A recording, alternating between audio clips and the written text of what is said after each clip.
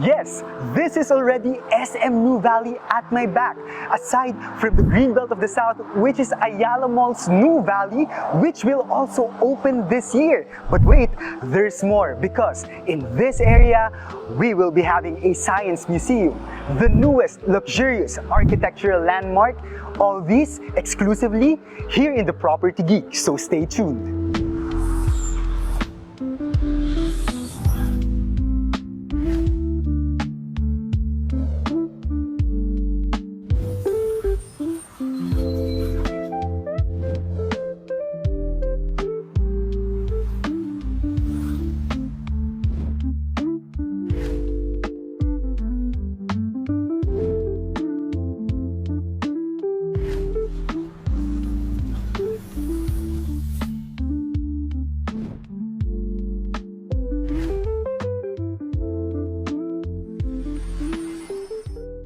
Welcome to another exclusive development updates only here in Metro Santa Rosa. As you can see right now, we just entered the second quarter of 2026 and we just updated you with our development updates just last quarter, early this year. But as you can see, it's very obvious how fast the developments are here in the area. Dito pa lang sa SM, marami tayong i-discuss ngayon kasi it's more than just a mall.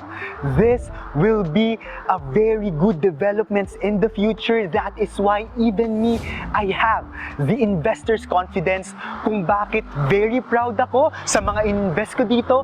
The market value continues to appreciate even if I'm not paying a large amount of money or paying it in cash. Guys, buyer's market right now, marami akong isi-segue sa inyo na promo. So sana, please, i-grab niyo yung opportunity kasi tuloy-tuloy lang yung market value appreciation and they are very true to their promise. Talagang dinedeliver nila kung ano dapat yung ma-develop dito sa area. Kaya samahan niyo ako dito sa update na to. Unahin natin SM New Valley. So as you can see, wow, look at that golden sign. It will not be your ordinary SM or super mall. This will be one of their premier. I can see it's like a podium in Mandaluyong, right? So as you can see right now, very full of glass and napakabilis nilang gumawa. Nandito na agad yung main entrance. Gawang-gawa na siya. And ito, I'm not sure if ito yung magiging SMX Convention Center or Trade Hall beside it. Pero by the looks of it, kapag nakikita ko yung SMX Convention Center sa Pasay connecting SM Mall of Asia, parang ito yung magiging SMX Trade Hall dito. And aside from this one, tuloy na tuloy pa rin yung Park Inn International Hotel. Addition to existing hotels dito sa area. And dito naman sa side na to, hindi pa lang natin mapasok kung ano yung itsura niya sa loob, pero maybe pwede tayong mag-flash dito sa vlog na to kapag nakakuha tayo ng inside pictures. But yung mga sinasabi na stores dito, it will not be your ordinary stores na makikita nyo sa ibang SM because I think we will be having 10 IMAX theaters. We will be having Disney store. And I think dahil ito ay premier, mga high-end boutiques kasi meron na po tayong access kung ano yung mga mag-o-open no, dito sa area. So I think sa Ayala Mall's New Valley, yung magiging Greenbelt of the South dahil nagsabi na sila kung ano yung mga high-end stores just like Belo, maybe magkakaroon din dito. Hindi lang talaga maybe, obviously, dahil ganito kaganda yung SM, magkakaroon ito ng mga high-end boutique stores na hindi natin nakikita sa ordinary SM mall. So that's it, SM New Valley. Kitang-kita nyo yung development from first quarter to second quarter kung gaano kabilis. Road trip tayo, punta tayo sa ibang developments. Look at that mall. Look at SM New Valley. Tapos may nababasa na akong New Valley tenant preview right now. So mag-road trip tayo ngayon. Actually, just a short drive going naman to Ayala Mall's New Valley. So right now, nakikita nyo, grabe na yung changes over time. Napakabilis. And at the same time, I wanna take this opportunity, buyer's market ngayon. Hindi ko naman dinidiscredit na may war ngayon with what's happening in the world right now, but when it comes to real estate investment here in the Philippines, specifically here in the area, napakadaming low monthly down payment that you do not need to pay in cash just for you to lock in the current price right now. Tried and tested na, even pandemic, I started real estate during pandemic, pero real estate talaga is the safest investment and continues to appreciate. So ngayon, ang taas ng palitan ng dollars, napakadami kong, nung Holy Week nga lang napakadami kong na-close na mga clients, most especially Filipinos in the US who are looking for retirement lots. Ang hot project natin ngayon is Verdea in Southmont, which is technically the nearest estate development in SM New Valley aside here kay New Valley proper. So yon, kung ano yung hindi nagawa nyo kay New Valley, mas mura po ang presyo doon per square meter kaysa sa mga New Valley lots, but still an Ayala development at magkakaroon kayo ng own sports club nyo there. So last 24 lots, napakababa, 24,500 to 28,500 pesos per month. Magkakaroon ka ng exclusive Ayala Land Premium brand lot investment. So take the opportunity. Please inquire sa akin, +63927-185-1590 for mobile, WhatsApp, Viber account, and iMessage, and the propertygeekph@gmail.com. Let's explore your investment here in the area habang pwede pang makahabol. So nandito na tayo sa New Valley proper. By the way, nalampasan natin si Qualimed. Magkakaroon na rin po ng extension si Qualimed or Healthway Hospital by Ayala. Premium point-to-point bus going to Makati and BGC. Napakaganda rin po ng improvement ng transportation services here in the area. This is the facade of Ayala Mall's New Valley 4. Technically, nila to parang phase 4 na nila tong extension. Pero ibang-iba to, pinipeg nila as magiging Greenbelt of the South. I am excited for this, and i-discuss ko kung ano yung mga na-announce na ng mga big stores na magkakaroon dito sa mall na to. We are here in New Valley proper. At my back is the Ayala Mall's New Valley. This will also be huge, just like SM New Valley. Magkalapit na magkalapit lang po talaga sila. As you can see sa drone shots namin, this is just the distance between Ayala Mall's New Valley and SM New Valley. And we're just talking about malls now. Dito sa vlog natin, marami pa tayong pupuntahan at road trip. So, sa commercial development, and it's not just an ordinary commercial development na nagkaroon ng mall. At ano bang mall to? These are two big brands creating their premier or high-end malls. So, i-observe nyo na, ano ba yung mga magiging market dito? Ano yung magiging foot traffic dito? And that is why I'm very confident na kahit outside New Valley, dahil magkakatabi lang po talaga yung developments dito, mag-invest ka man sa Greenfield City, you invest in Southmont, it doesn't mean na hindi ka maaapektuhan ng developments dito kay New Valley, kay Greenfield City, dahil panalo po talaga yung mga residential and commercial investors. So as you can see here, nag-announce na sila ng mga brands, and these are the brands na official na coming soon sa Ayala Mall's New Valley. So we have the Spa Wellness, we have Belo, we have Yabu, Converse, Gaok, and of course, Apex Performance, Dr. Stretch, Harlan and Holden, Foot Locker, and Kinetics. Fina-flash namin lahat ng mga magbubukas at hindi pa po ito yung lahat ng magbubukas na stores. Marami pa tayong dapat na abangan. And aside from this, dito sa New Valley, tuloy na po ang Civic Complex dito sa area. Ano ba yung magkakaroon sa Civic Complex? So open yung mga government offices there. I think magkakaroon din ng bagong Santa Rosa Municipal Hall. Imagine, nandito lang sa Metro New Valley yung mga magiging developments, and of course, nagkakaroon ng refresh ang Lakeside District.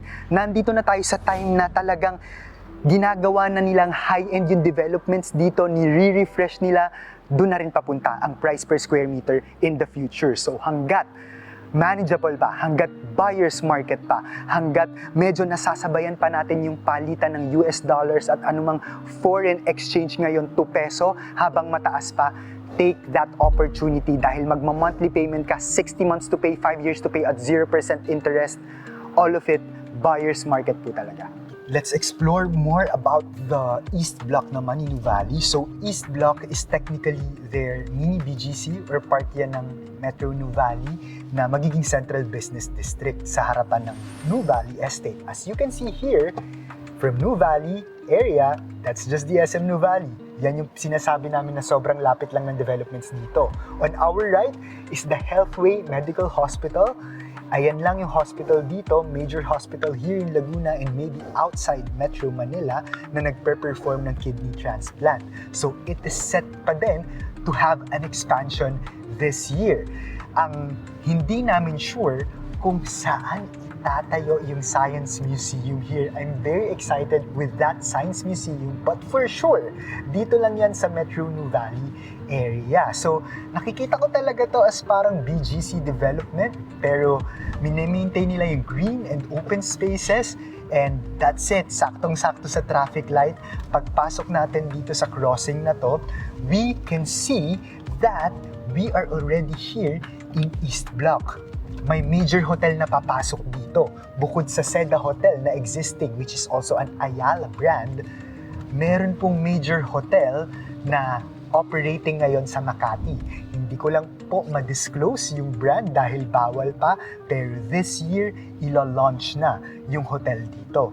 And doon naman po sa bandang loob, yung magiging Mary Mart at Central Block, ibang-iba na rin po yung itsura, so puntahan din natin siya. So ngayon, nasa East Block tayo, and ngayon makikita natin kung paano siya magiging different sa mga CBD sa BGC and Makati. Of course, they have East Block Garden and they are still maintaining the green and open spaces even sa mga Central Business District development natin. And this is what I'm talking about. Even if napakadami ng developments dito, still, we have the balance of green and open spaces lifestyle.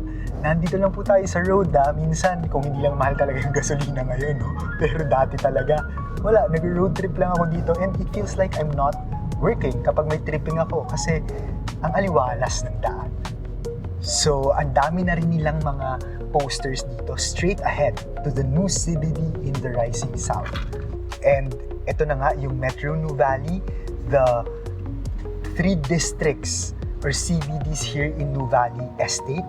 So pag kumanan ka, Metro Nuvali na yan, nandyan yung Civic District dito sa kanan. Connecting yan papunta sa SM Nuvali and magkakaroon na din ng church dito sa area. So tuloy-tuloy pa rin talaga yung developments even if napakaraming nangyayari, no, sa environment natin. And ang magaganda sa mga big brands, hindi sila dependent dun sa binabayad ng mga investors para lang matuloy yung project. Malalim yung capital nila, malalim yung bulsa nila, 100% funded, not just the development, the subdivision or condo na ino-offer nila, pati yung community, pati yung estate. You can see the difference pag bumili ka sa standalone project. Well, mas mura sila, pero kasi dun lang sila may pakialam sa subdivision itself. Outside the subdivision, kung ano man yung mangyari, bahala na. Pero kapag bumili ka sa mga flagship or estate development or township, just like Nuvali, Southmont, and Greenfield City, they will create a city, a community, a lifestyle for you. So yun talaga yung difference. You're really getting what you pay for, and if you are thinking of your long-term benefit, you buy sa mga big brands na nagkikreate talaga ng cities like Nuvali, Greenfield City, and Southmont. And ngayon, yung BGC before kasi, di ba, naalala ko yung kaibigan ng tita ko, parang nabili niya lang yung condo niya doon, 2 million pesos, malapit sa 4th Strip. Pero may mabibili pa ba tayong 2 million pesos ngayon? Wala na, lalo na sa BGC. At very confident ako na ganito yung mangyayari kay Nuvali. So habang manageable yung pricing, habang buyer's market, habang long, very long down payment term, we take that opportunity. So malapit na tayo sa Central Block. So technically, Central Block is a commercial development because aside from Metro Nuvali or where the Ayala Malls Nuvali is located, that is easily accessible by public. Since Nuvali is a 2,400 eco estate development, they are also creating different commercial spaces, activating different commercial developments inside the residential developments para nga naman may exclusivity pa rin. Hindi na lalabas yung mga residents papuntang Ayala Malls Nuvali if they don't want to, na malapit lang dito sa area, katulad niyan, Central Block Nuvali.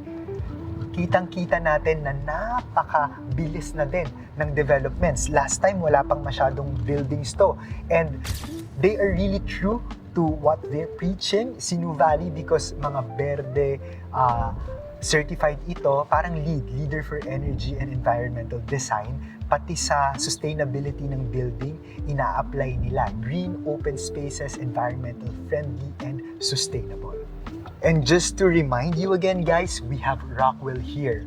Rockwell Premier Development, they call it Rockwell South, just beside Nuvali. Ngayon, lagi kong binivideohan to para lagi din kayong i-remind kung saan papunta yung communities dito sa area.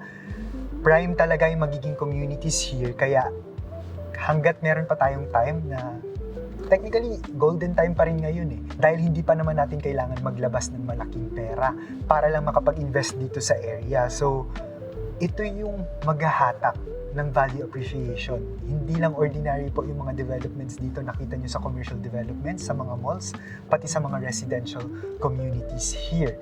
So, I'm urging you, this is not a hard sell.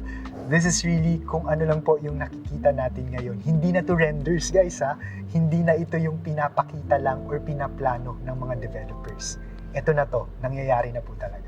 And now, the most luxurious, I think, architectural landmark as of the moment is this one, Museum for Architecture and Residences, which will be expected to open next quarter or third quarter of 2026. So as you can see, malapit na yan mag-top off. Ganito po talaga yung design niya. Why is it so luxurious? Because this will be the very first na merong gallery or museum for architects, architectural museum sa baba.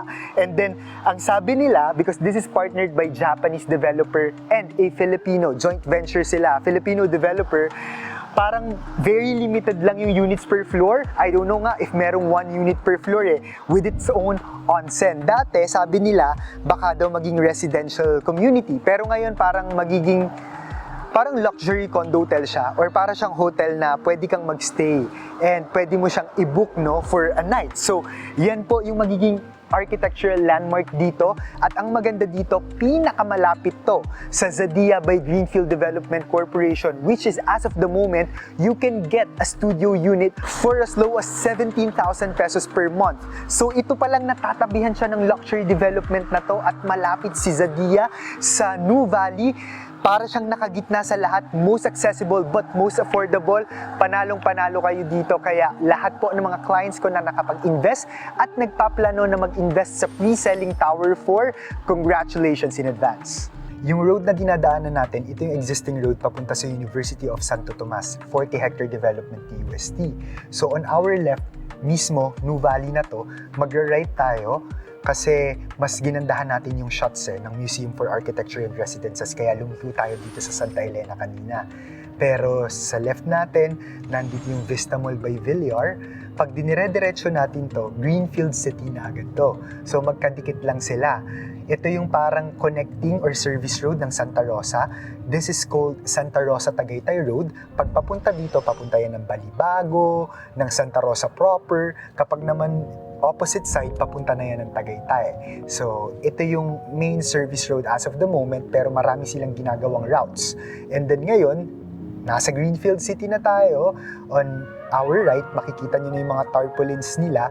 Pupuntahan naman natin yung most affordable commercial lots dito sa area and how near UST and University of the East are to each other. Kaya ang ganda rin mag-invest dito sa Greenfield City kasi they are the only estate development who's holding the Santa Rosa address. Lahat po ng residential developments nila holding a Santa Rosa address. And as you can see, napakaganda rin nila mag-develop. Laging partnered by Luxin Architecture yung mga house models nila and yung mga amenities. And I really enjoy living here in Zadia, dito sa condo na to. As you can see, ito yung Zadia. On our right, tignan nyo, ito lang yung Museum for Architecture and Residences. And nasa gitna siya ng Santa Rosa Business District dito sa Greenfield.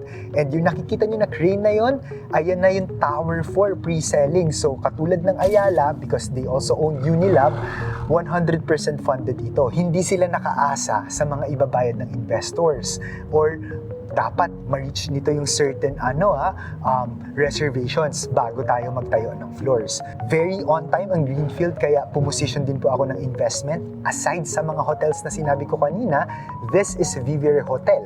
Meron na rin pong development, so if you are familiar with their hotel in Alabang and of course Vivere Azur in Anilao, Batangas, their boutique hotel, alam nyo kung gaano yung quality and kaganda yung paggawa ng hotels nila. On our left, the Medical City South Luzon. We have two major hospitals here. Aside from Healthway by Ayala, we have the Medical City South Luzon, and it's just really walking distance sa Zadia. So if you are looking for a condo investment, regardless if it's for end use, kasi yung iba, ang retirement home nila gusto na lang condo para less maintenance, hindi masyadong sakit sa ulo when it comes to, sa wear and tear, and then kapag wala dito sa Pilipinas na paparent, so Zadia is very perfect. Or kung rental business naman, ang dami ring market nito sa area. Ngayon, kung dati nakikita nyo sa mga previous videos ko, matataas pa yung mga grasses, nag-grass cut na rin nila dahil mag-ide-develop na rin po nila itong lugar na to. So, very promising ang Greenfield City because this is the gateway of the area. Daanan talaga to. Hindi pwedeng hindi ka dito dumadaan, lalo na kapag nag-exit ka sa Malitlit or Eton City exit. So we are here in Trava, the premium development inside Greenfield City. Ito yung residential development nila, most affordable luxury development ka-segment ni Ayala Land Premier, pero ang mura pa dito per square meter. Dito naman sa side ko, ito na yung commercial strip nila. Yung unang phase na binuksan nila, 4 lots, 2 na lang po yung natitira. Dahil nakikita nyo, major thoroughfare to. Gateway to, malapit siya sa Eton City SLEX exit. Evident na yung Eton City Square. Kapag bumili ka ng commercial lot dito, please watch yung recent video natin bago ang upload nito sa magiging particular details nitong commercial lot kasi most affordable ba to? Less than 100,000 pesos per square meter, magkakaroon ka na ng nasa around 800 square meter na commercial lot. And ang maganda pa dito, bukod sa major access siya or gateway siya papunta sa New Valley at malapit siya sa South Luzon Expressway, nakagitna ka sa University of the East and University of Santa Tomas, Santa Rosa campus. You have residential, you have educational, you have these very busy and foot traffic for your commercial lot. So I think this is a very good investment. But if you want a residential community, just like Trava, marami na kaming napakita na flash na natin yan. Maganda rin po yung location nito dahil ang lapit nyo po sa lahat. This is the one, literally, na malapit ka sa commercial, Paseo de Santa Rosa, the Medical City, South Luzon, Healthcare, papunta sa Manila, NAIA, Eton City, SLEX exit, at educational. Lahat po, surrounded ka ng kailangan mo. So, ang ganda ng nangyayari dito, hindi lang sa New Valley, hindi lang sa Southmont, hindi lang for SM, but also for Greenfield City. But again, I would like to take this opportunity to still invite you na kung nagpaplano kayo, kung medyo nag-iisip kayo ngayon para mag-invest dahil sa nangyayari sa mundo, mind you guys, this is the perfect time to invest kapag may mga ganito, lalo na nung pandemic kasi lahat ng advantages nasa buyers, binibigay lahat ng developers. So, if you want and nag-enjoy kayo sa tour natin, sa exclusive updates, and you want to start your investment here in the area, may it be residential or commercial, please feel free to contact me through my iMessage local mobile number, Viber or WhatsApp. That is +63927 185 1590. and my business email, thepropertygeekph@gmail.com. Maraming salamat po sa pagtutok. Summer na dito sa Philippines, but I love the weather, I love the wind, and hindi ganun kainit, no? Kahit na tirik yung araw, iba pa rin po yung hangin dito kaysa sa Metro Manila. Again, this is me, Jair Mamaklay, your property geek.